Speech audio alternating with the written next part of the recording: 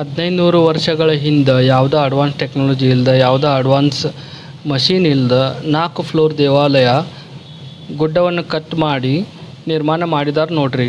ಆ ದೇವಾಲಯದಾಗ ಒಂದ ಕಲ್ಲಿನ್ಯಾಗ ಕೆತ್ತಿದ್ದ 20 ಫೀಟ್ ಉದ್ದ ಇರೋ ಶ್ರೀ ಮಹಾವಿಷ್ಣುವಿನ ರೂಪದಾಗಿರೋ ಮೂರ್ತಿ ಐತ್ರಿ. ಈ ಅದ್ಭುತ ಇತಿಹಾಸದ ಜೊತೆ ನೀವು ಇಲ್ಲಿವರೆಗೆ ಗಂಗಾ ಆರತಿ ನೋಡಿರ್ಬೋದು. ಇವತ್ತು ನಾವು ಕೃಷ್ಣ ಆರತಿ ತೋರಿಸ್ತೇವೆ ನಿಮ್ಗೆ. ಹಂಗೆ ಪ್ರಕಾಶಂ ಬ್ಯಾರೇಜ್ ಮನಮೋಹಕ ದೃಶ್ಯನೂ ನೋಡ್ಕೊಂಬರೋಣ ಬರ್ರಿ. ನಮಸ್ಕಾರ ರೀ ಎಲ್ಲ ಹಿರಿಯರ್ಗೆ, ವೆಲ್ಕಮ್ ಟು ಮೈ ಚಾನಲ್. ದಯವಿಟ್ಟು ನನ್ನ ಚಾನಲ್ನ ಸಬ್ಸ್ಕ್ರೈಬ್ ಮಾಡಿರಿ ಮತ್ತು ಲೈಕ್ ಮಾಡೋದು ಮರಿಬೇಡ್ರಿ. ನಾವು ವಿಸಿಟ್ ಮಾಡ್ತಿರೋದು ಆಂಧ್ರ ಪ್ರದೇಶ ವಿಜಯವಾಡದಾಗ ಉಂಡವಲ್ಲಿ ಕೇವ್ಸ್ ರೀ. ಇದು ಬರೀ ಒಂದು ಟೂರಿಸ್ಟ್ ಪ್ಲೇಸ್ ಅಲ್ರಿ, ನಮ್ಮ ಭಾರತದ ಪ್ರಾಚೀನ ವಾಸ್ತುಶಿಲ್ಪದ ಜೀವಂತ ಸಾಕ್ಷಿಯಾಗಿದೆ.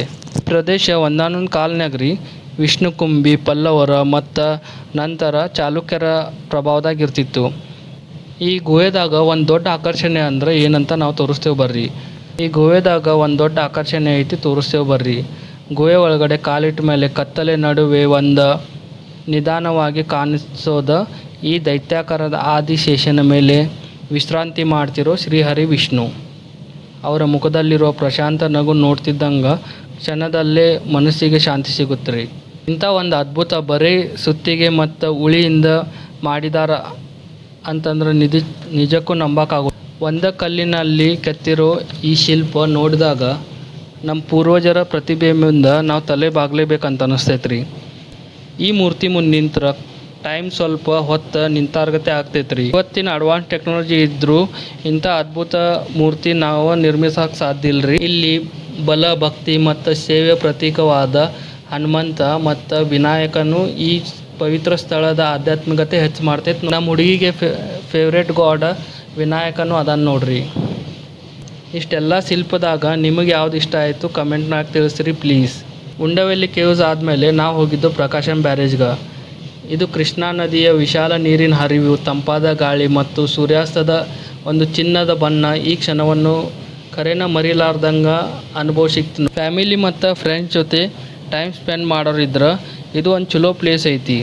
ವಿಜಯವಾಡಕ್ಕೆ ಬಂದ್ರೆ ಇಲ್ಲಿ ಬರೋದು ಯಾವತ್ತೂ ಮರಿಬೇಡ್ರಿ. ಹಿಂಗೆ ಆಗ್ತಿದ್ದಂಗೆ ನಾವು ಹೋಗಿದ್ದ ಕನಕದುರ್ಗ ಟೆಂಪಲ್ ಸಮೀಪ ಇರೋ ಭವ್ಯ ಕೃಷ್ಣ ಆರತಿಗೆ. AP ಗೌರ್ಮೆಂಟ್ ಇತ್ತೀಚೆಗೆ ಈ ಆರತಿ ವಿಶೇಷವಾಗಿ ಸ್ಟಾರ್ಟ್ ಮಾಡೈತ್ರಿ.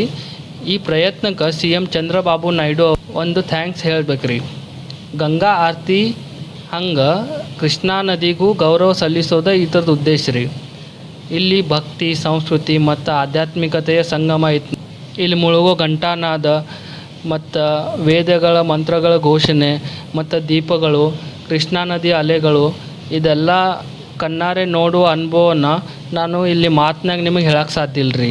ಏನಾದ್ರೆ ಇದು ಇಲ್ಲಿ ವಿಸಿಟ್ ಮಾಡೋ ಪ್ಲ್ಯಾನ್ ಮಾಡೋದಿದ್ರೆ ಇತಿಹಾಸ ಮತ್ತು ಭಕ್ತಿ, ಪ್ರಕೃತಿ ಮತ್ತು ಸಂಸ್ಕೃತಿ ಇವನ್ನೆಲ್ಲ ಒಂದೇ ದಿನದಾಗ ನೀವು ಅನುಭವಿಸ್ಬೇಕಂದ್ರೆ ವಿಜಯವಾಡ ಉಂಡವಲ್ಲಿ ಗುಹೆಗಳಾಗ ನಿಮ್ಮ ಬಕೆಟ್ ಲಿಸ್ಟ್ನಾಗ ಇರಬೇಕು.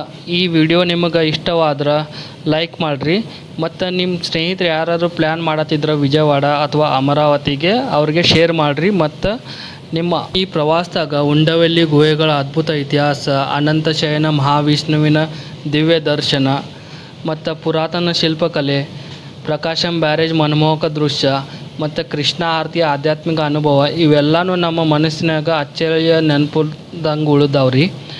ಇತಿಹಾಸ, ಭಕ್ತಿ ಮತ್ತು ಪ್ರಕೃತಿ ಮತ್ತು ಸಂಸ್ಕೃತಿ ಇವೆಲ್ಲ ಒಂದೇ ದಿನದಾಗ ನೀವು ಅನುಭವಿಸ್ಬೇಕಂದ್ರೆ ವಿಜಯವಾಡ ಉಂಡವಲ್ಲಿ ಗುಹೆಗಳ ಈ ಪ್ಲೇಸಸ್ ನಿಮ್ಮ ಬಕೆಟ್ ಲಿಸ್ಟ್ನಾಗ ಖಂಡಿತ ಇರಬೇಕು ರೀ.